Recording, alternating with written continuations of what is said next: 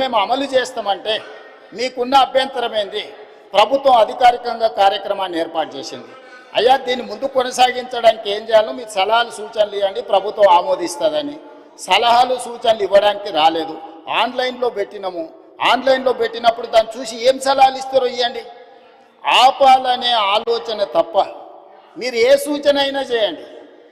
ఈరోజు మూసీ నది ప్రక్షాళన అత్యవసరము. నల్గొండ జిల్లా ప్రజల్ని ఒకసారి గుర్తు చేసుకుంటే ఎవ్వరు కూడా దీన్ని ఆపే ప్రయత్నం చేయరు. ఈరోజు రంగారెడ్డి జిల్లా హైదరాబాదులో ఉండే కాలుష్యము, పరిశ్రమలు, శవాల కలేబరాలు, మనుషుల శవాలతో సహా కొట్టుకుపోయి నల్గొండకు ప్రాణాంతకంగా తయారైంది అధ్యక్ష. నేను నవంబర్ 8, 2025 నాడు 2024 నాడు అక్కడికి వెళ్ళి 2024 నవంబర్ 8 రోజు నేను పోయి పాదయాత్ర చేస్తే ఆ ప్రాంతంలో మహిళలు వచ్చి చాలా ఆవేదన భరితమైన అంశాలు నా దృష్టికి తీసుకొచ్చారు. కొత్తగా పెళ్ళి అయితే పిల్లలు ఎవరు ఆ ప్రాంతంలో ఉండడం లేదు. అక్కడ పండించిన పంటలు తిన్నా, అక్కడ బోర్లలో నీళ్లు తాగినా పుట్టబోయే పిల్లల మీద విపరీతమైన ప్రభావం చూపిస్తుందని చెప్పి మహిళలు వచ్చి చెప్పినప్పుడు నేను ఆలోచన చేసిన అధ్యక్ష, వీళ్ళకు విముక్తి కలిగించాలి కదా, మనకు అవకాశం వచ్చినప్పుడు ఒక మంచి పని చేయాలి కదా, ఆ మంచి పని చేయడానికి మనం ప్రయత్నం చేయాలి కదా అని ప్రణాళికలు రచించినాం అధ్యక్ష. ఆ ప్రణాళికలలో మీరు అందరు చదువుకున్నోలే కదా, ఆడ డాక్టర్లు ఉన్నారు, మేధావులు ఉన్నారు, చాలా సంవత్సరాలు ప్రజల కోసం పనిచేసిన అని చెప్పుకునే వాళ్ళు ఉన్నారు. మీరు చదవండి, డాక్యుమెంట్లో మీరు సజెషన్ ఇవ్వండి. ఆపాలనేది కాకుండా ముందుకు వెళ్ళడానికి అవసరమైన మీ సలహాలు ఇవ్వండి. మీరు సలహాలు ఇస్తే మాకు అభ్యంతరం లేదు. ఆ సలహాలను మా ప్రభుత్వం స్వీకరిస్తుంది. అంతే తప్ప మేము చెయ్యలేము, మేము ఆపేస్తామనే విధానము ఎవరికి మంచిది కాదు. దయచేసి చైర్మన్ సార్, మీ ద్వారా ప్రధాన ప్రతిపక్షానికి నా సూచన ఒక్కటే, మీరు ఏం సలహాలు ఇస్తారో ఇవ్వండి. నిరభ్యంతరంగా మేము వాటిని స్వీకరిస్తాం. ప్రజలకు ఉపయోగపడేది ఉంటే 100% వాటిని అమలు చేస్తాం. మీరు ప్రాజెక్టును ఆపాలన్న ఆలోచన నుంచి బయటకు వచ్చి రాజకీయ ప్రయోజనము, రాజకీయ కక్షని పక్కన పెట్టేసి మీరు ముందుకు వచ్చి ఏమైనా సూచన చేయండి. ఈ ప్రభుత్వం ఓపెన్ మైండ్తో ఉంది.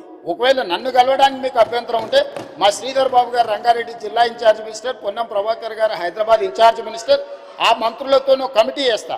డిప్యూటీ సీఎం గారు, శ్రీధర్ బాబు గారు, పొన్నం ప్రభాకర్ గారితో ఒక క్యాబినెట్ సబ్ కమిటీ వేస్తా. మీకు ఏమైనా సూచనలు ఉంటే క్యాబినెట్ సబ్ కమిటీకి సబ్మిట్ చేయండి.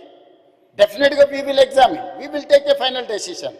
ఈ కన్సెన్సస్ బిల్డ్ చేసి చేయాలనుకుంటున్నాం అధ్యక్ష. ఉన్న పలంగా మేమేదో కూలగొట్టేస్తాం, మేమేదో కట్టేస్తామని ఇట్లాంటి ప్రచారాలు మానండి. నిన్నగాక మన ఒక అపార్ట్మెంట్కి సంబంధించిన బాధితులు ఆపండి ఆపండి అంటున్నారు. మేము అడగనే లేదు, మీకు ఈ ప్రాబ్లం ఉందని చెప్తున్నాం. మీకు సమస్య ఉంది, ఈ సమస్యను ఎట్లా కావాలనో చేయండి అని అంటే మీరు దాన్ని ప్రచారం కోసం వాడుకోకండి. ఈరోజు ఆడ గాంధీ సరోవర్ కట్టడానికి 98 ఎకరాలు డిఫెన్స్ ల్యాండ్ కేంద్ర ప్రభుత్వం ఇస్తుంది అధ్యక్ష. టూరిజం దగ్గర రాష్ట్ర ప్రభుత్వం దగ్గర ఇంకొక 100 ఎకరాల ల్యాండ్ దాదాపు ఉంది. ఆ అపార్ట్మెంట్స్ ల్యాండ్ తీసుకోకపోయినా ప్రభుత్వానికి ఆ ప్రాజెక్టుకి ఎలాంటి ఇబ్బంది లేదు. ఆ ప్రాజెక్టులో అపార్ట్మెంట్స్లో ఉన్న మిత్రులకు నేను చెప్పేది ఒకటే, 2005-06లో మీరు పర్మిషన్ తెచ్చుకున్నప్పుడు అది చిన్న నాలా కింద చూపించి 9 మీటర్ల బఫర్ జోన్ చూపించి మీరు అనుమతులు తెచ్చుకున్నారు. 2012లో 2016లో బఫర్ జోన్ 50 మీటర్లకు, అది మూసీ నది పరివాహక ప్రాంతం కాబట్టి 50 మీటర్ల బఫర్ జోన్ డిఫైన్ అయిపోయింది. 50 మీటర్ల ప్రకారం మార్క్ చేస్తే సగం అపార్ట్మెంట్స్ ఈరోజు బఫర్ జోన్లో ఉన్నాయి. రేపు భవిష్యత్తులో అది కొనుక్కోవడానికి, అమ్ముకోవడానికి పనికిరాదు. రేపు భవిష్యత్తులో ఏమీ చేసుకోలేరు, మీకు నష్టం జరుగుతుందని మాత్రమే చెప్తున్నాము. వాళ్ళకి ఇష్టమైతే ఆ ల్యాండ్ ప్రభుత్వ అభివృద్ధిలో భాగస్వామ్యం ఇప్పుడు చేస్తే వాళ్ళకు నష్టపరిహారం ఇచ్చి ప్రత్యామ్నాయం చూపించడానికి మాకు అభ్యంతరం లేదు అధ్యక్ష. ఎవరిని నిరాశ్రయులం చేస్తలేము అధ్యక్ష. నా సూచన ఒక్కటే అధ్యక్ష, నా సూచన ఒక్కటే,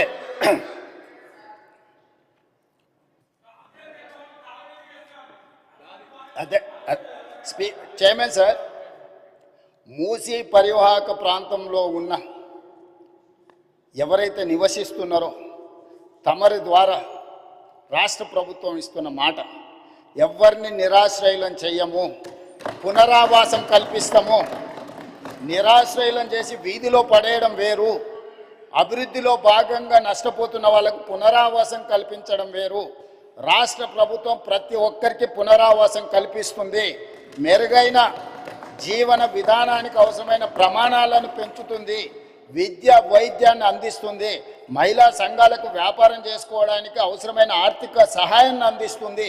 ఎవరిని కూడా నిరాశ్రయులను చెయ్యము. తమరి ద్వారా ఆ నిర్వాసితులని వీళ్ళు ఏదైతే వాళ్ళని ఉసిగొల్పుతున్నారో వాళ్ళకి నేను మాటిస్తున్నా అధ్యక్ష, ఏ ఒక్కరికి కూడా నష్టం చెయ్యము. మీకు మెరుగైన వసతులను ఏర్పాటు చేసి మిమ్మల్ని తరలిస్తాము. కాబట్టి ప్రాజెక్టు నిర్మించుకుంటూనే దానివల్ల ఎవరికైనా ఇబ్బంది కలిగితే వాళ్ళకి ప్రత్యామ్నాయ ఏర్పాట్లు చేద్దాం అధ్యక్ష. మీరు స్పష్టంగా సభ్యులందరూ కూడా మీరు చెప్పండి అధ్యక్ష. నేను మీ ద్వారా మూసీ పరివాహక ప్రాంతంలో నివసిస్తున్న పేదలకు నేను అష్యూర్ చేస్తున్నా, నేను అసెర్టైన్ చేస్తున్నా, ఎవరు రాజకీయ ప్రయోజనాల కోసం మిమ్మల్ని ఉసిగొల్పాలన్నా మీ భావోద్వేగాలను స్వార్థ ప్రయోజనాలకు వాడుకోవాలనుకుంటే వాళ్ళ ఉచ్చులో పడకండి. నేను అధికారులను మీ దగ్గరికే పంపించినా, మళ్ళీ పంపిస్తా, ప్రజాప్రతినిధులను పంపిస్తా. ఎంఐఎం పార్టీతో నేను చర్చించి ఎమ్మెల్యేలతో మాట్లాడినా, దాదాపుగా 7 మంది ఎమ్మెల్యేలు ఆ పరివాహక ప్రాంతంలోనే ఉన్నారు. ఆ పార్టీ అధ్యక్షునితో మాట్లాడినా, ఆ ఎమ్మెల్యేలతో మాట్లాడినా, బఫర్ మార్క్ మూసి పరివాహక ప్రాంతాన్ని నిర్ణయించి బఫర్ జోన్ను నిర్ణయించి ఎవరెవరు బాధితులు వాళ్ళందరినీ కూడా ఏ రకంగా వాళ్ళకి సహాయం అందించాలో ఆ సహాయాన్ని అందించే బాధ్యత ఈరోజు ప్రభుత్వం తీసుకుంటుంది. కాబట్టి దయచేసి అపోహలు సృష్టించకండి, అనవసరమైన రాద్ధాంతం చెయ్యకండి. హైదరాబాదు నగరాన్ని అభివృద్ధి చేసుకుందాం. సభ్యులు ఒక మంచి ప్రశ్న అడిగినారు, అందుకే సుదీర్ఘంగా తమరి ద్వారా నగర ప్రజలకు రాష్ట్ర ప్రజలకు వివరించే అవకాశం కల్పించినందుకు తమరికి ధన్యవాదాలు తెలియజేస్తున్నా అధ్యక్ష. శ్రీధర్ బాబు గారు క్వశ్చన్ క్లోజ్ చేయండి. అధ్యక్ష, గౌరవనీయులు మహేష్ కుమార్ గౌడ్ గారు, దయాకర్ గారు చెప్పిన అన్ని అంశాలను కూడా గౌరవ ముఖ్యమంత్రి గారు రాబోయే కాలంలో గ్రేటర్ హైదరాబాద్కి సంబంధించి మరి నగరాభివృద్ధికి సంబంధించి ట్రాఫిక్ రద్దీకి సంబంధించిన అంశాల విషయంలో కూడా సవివరంగా